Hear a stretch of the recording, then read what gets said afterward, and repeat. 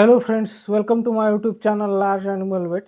आज हम जिस टॉपिक पर डिस्कस करने जा रहे हैं वो टॉपिक है एडमिनिस्ट्रेशन ऑफ ड्रग, यानी कि पशुओं में हम जो ड्रग एडमिनिस्टर करते हैं, उसको जो ड्रग्स देते हैं, जो भी दवाइयाँ देते हैं, तो उसके बहुत सारे रूट्स होते हैं। और हर एक ड्रग जैसे कि बोलस है, पाउडर है, लिक्विड है, तो इसके साथ साथ कुछ इंजेक्टेबल्स भी होते हैं।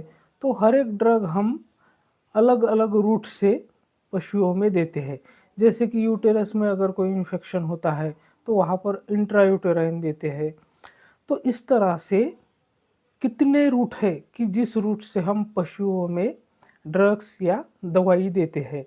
तो इसी के बारे में आज हम डिटेल से चर्चा करेंगे। लेकिन उससे पहले अगर आप मेरे चैनल से नए जुड़े हैं या अभी तक आपने मेरा चैनल सब्सक्राइब नहीं किया है तो प्लीज़ मेरे चैनल को लाइक, शेयर और सब्सक्राइब करें। साथ में बेल वाला आइकन दबाकर ऑल वाला ऑप्शन भी चुनें ताकि भविष्य में आने वाली हर वीडियो की नोटिफिकेशन आपको समय समय पर मिलती रहे।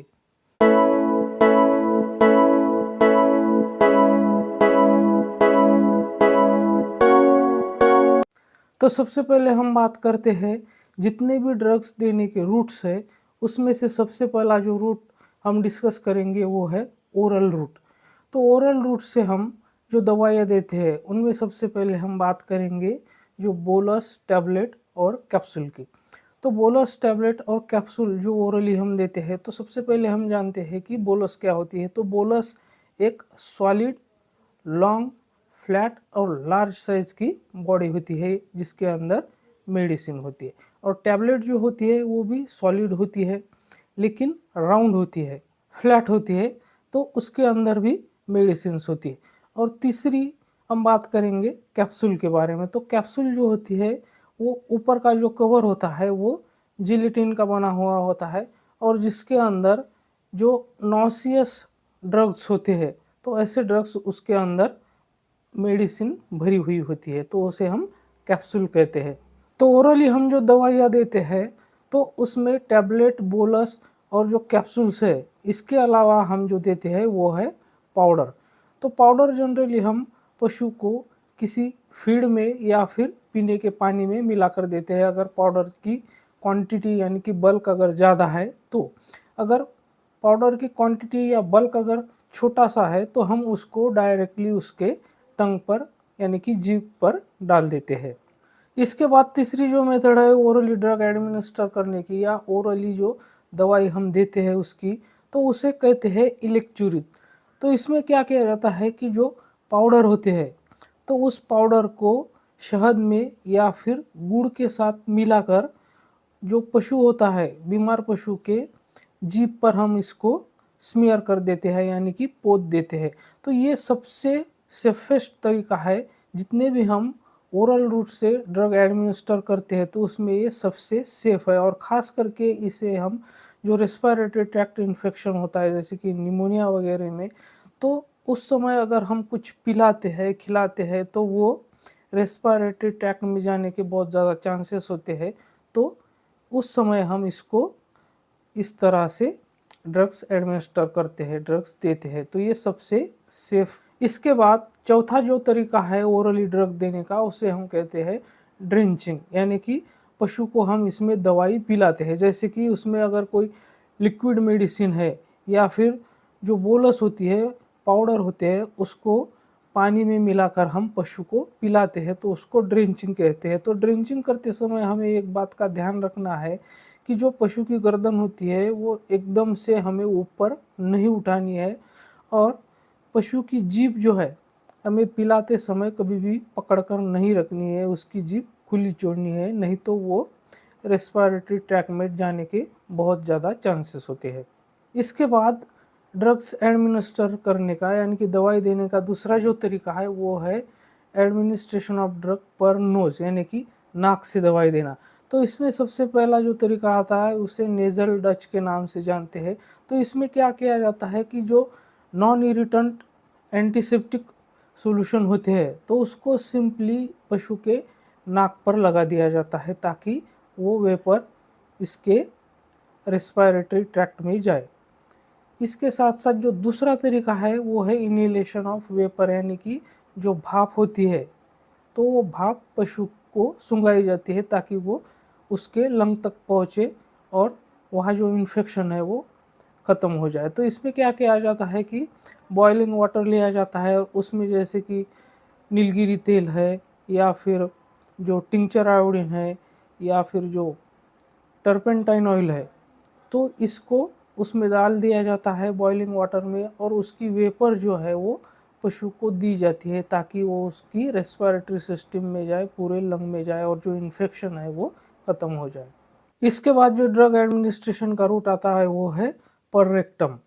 तो पर रेक्टम में 2 टाइप्स होते हैं, एक होता है इनेमा और दूसरा होता है सपोजिटरीज।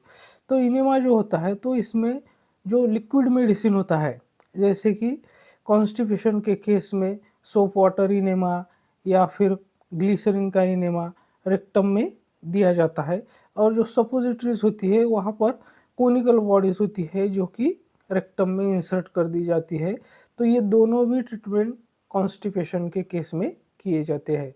इसके बाद ड्रग एडमिनिस्ट्रेशन का जो रूट आता है वो है यूरोजेनाइटल ट्रैक्ट। तो यूरोजेनाइटल ट्रैक्ट में अब हम देखेंगे कि कौन से रूट से इसमें ड्रग्स दिया जाता है। तो सबसे पहला आता है वजाइनल और यूटेराइन डाउच।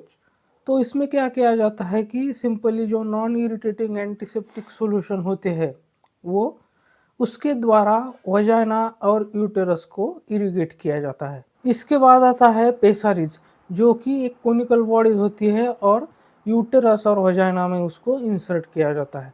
उसके बाद आता है इंट्रायूटेराइन इंजेक्शंस। तो ये इंजेक्शंस जो होते हैं, जो इंसेमिनेटिंग पिपेट होते हैं, उसके द्वारा यूटेरस में छोड़े जाते हैं। उसके बाद में आता है इंट्रामेमरी इंजेक्शंस। तो ये इंजेक्शंस टीट के द्वारा मेमरी ग्लैंड में छोड़े जाते हैं। उसके बाद में आता है कैथेटराइजेशन। तो इसमें जो कैथेटर होता है वो यूरेथ्रा के ज़रिए यूरिनरी ब्लैडर में डाला जाता है। और ये एक तो जो एंटीसेप्टिक सॉल्यूशन होते हैं, तो अगर ब्लैडर में इन्फेक्शन है तो वहाँ पर एंटीसेप्टिक सॉल्यूशन उसके द्वारा छोड़े जाते हैं। इसके बाद में जो ड्रग एडमिनिस्ट्रेशन का रूट आता है वो है administration of drug on the body surface, यानी कि बॉडी सरफेस पे ड्रग का एडमिनिस्ट्रेशन करने का। तो इसमें सबसे पहला आता है जिसे कहते हैं पोल्टाइसिस। तो इसमें क्या किया जाता है कि जो लिनसीड मील या फिर ब्रान होता है उसको बॉइलिंग वाटर में डाला जाता है और उसकी जब पेस्ट कंसिस्टेंसी, थिक कंसिस्टेंसी हो जाती है और जब वो हॉट ही रहता है, मतलब कि बियरेबली हॉट होता है, जितना कि एनिमल सह सकता है इतना हॉट होता है, तो इसको बॉडी पर अप्लाई किया जाता है। तो ये क्यों किया जाता है कि माइल्ड इरिटेंट एक्शन के लिए ऐसा किया जाता है। इसके बाद में आता है फोमेंटेशन। तो उसमें मॉइस्ट फोमेंटेशन और ड्राई फोमेंटेशन आता है। तो मॉइस्ट फोमेंटेशन में क्या होता है कि जो एकदम गर्म पानी होता है, जैसे कि वो भी बियरेबली हॉट होता है, तो ये जहाँ पर इन्फ्लामेशन पेन है वहाँ पर उसको लगाया जाता है, अप्लाई किया जाता है। तो ये गर्म पानी किसी कॉटन के द्वारा या किसी स्पंज के द्वारा एनिमल को अप्लाई किया जाता है जहाँ पर इन्फ्लामेशन हो, स्वेलिंग हो वहाँ पर।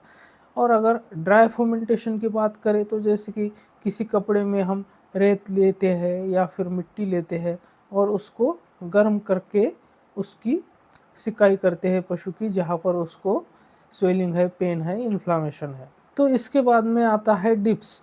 तो डिप्स में किया जाता है कि एक टैंक में पानी भर के उसमें जो एक्टोपैरासिटिसाइड होती है वो डाला जाता है और जो छोटे एनिमल होते हैं तो उनको उसमें डिप किया जाता है ताकि वो एक्टोपैरासाइट ख़त्म हो जाए।